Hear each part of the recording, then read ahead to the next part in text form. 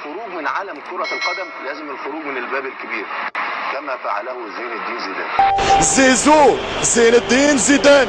قبل ما نبدأ عطر فمك بذكر الله. السلام عليكم ورحمة الله. أمير القلوب محمد أبو تريكة الذي دائما وأبدا يذهل الجميع بنظراته الواسعة للأشياء، قدم نصيحة هي الأغلى في تاريخ ميسي، وأيده بها كثيرون في عالم كرة القدم، حيث طلبه من خلال الاستوديو التحليلي لقنوات بي إن سبورت أن يتخذ زيدان قدوة له، وأن لا يقع في خطأ كريستيانو رونالدو حسب تعبيره، إذ يرى النجم محمد أبو تريكة أن رونالدو ارتكب خطأ لا يغتفر بقرار الانتقال للدوري السعودي، مشيرا إلى أن محبي ميسي ورونالدو يريدون أن يراهما في القمة دائما نظرا لما قدموه، ومؤكدا أن خروج الأساطير من عالم الكرة لا بد أن يكون من الباب الكبير كما فعلها زيدان.